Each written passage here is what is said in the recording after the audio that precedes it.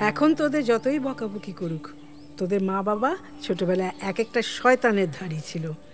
ওদের বেয়াদপি সামলাতে গিয়ে আমাদের যাকে বলে প্রাণ অষ্টাগত। যেমন মিনু তেমন হিমু, নিকি তো এক কাঠি ওপরে, কম মার খেয়েছে।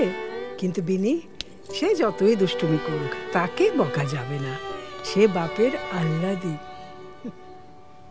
ঠাম্মা, আচ্ছা, I was saying that I'm sure that chandelier-টা Himanta দাদুর ভূতই ভেঙেছিল, but গ্লাস ভাঙা is a good sign.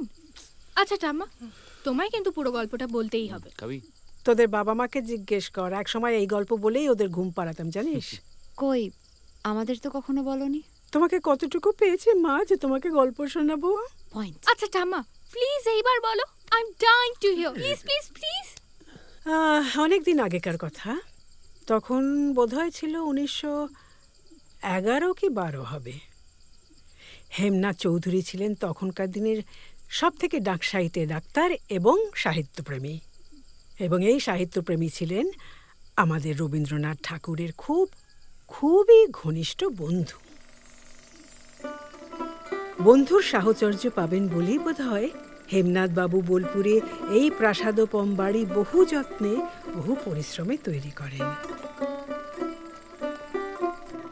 ঠিক এই সময়েই বোলপুরে উপস্থিত হন রবি ঠাকুরের একজন বিদেশিনী বান্ধবী ও তার মৃত্যু পথযাত্রী পিতা, একজন বর্ধিষ্ণু বৃদ্ধ সাহেব।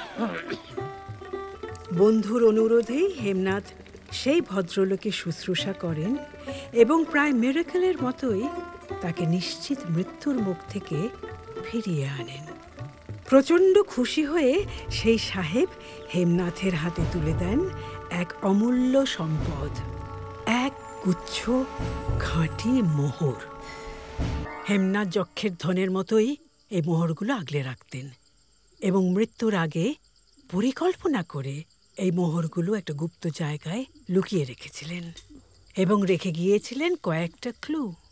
ওনার বিশ্বাস ছিল ওনার মতো প্রখর বুদ্ধিসম্পন্ন কোনো বংশধর যদি কোনোদিনও জন্মায়, তাহলে সেই করবে এই গুপ্তধনের রহস্যের সমাধান এবং সেই হয়ে উঠবে তার যোগ্য উত্তরসূরি। সেই জন্যেই বোধহয় হেমনাথের প্রেতাত্মা এক অশরীরী প্রহরীর মতো গুপ্তধনকে রক্ষা করে চলেছে।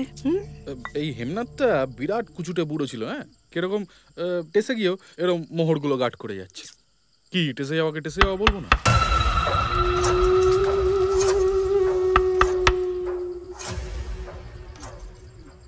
এটা হয়, এরকম মাঝে মাঝেই হয়। তোরা এসেছিস, বাড়িটা কিরকম যেন জ্যান্ত হয়ে উঠেছে।